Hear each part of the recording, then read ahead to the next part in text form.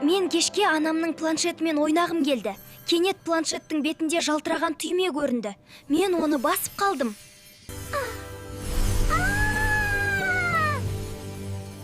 Мен ұшып барам ба? Неткен әдемі жер. Сәлем. Қош келдің аватарлар еліне. Сен сөйлей аласың ба? Әрине, біз мұнда бәріміз сөйлейміз. Мяу!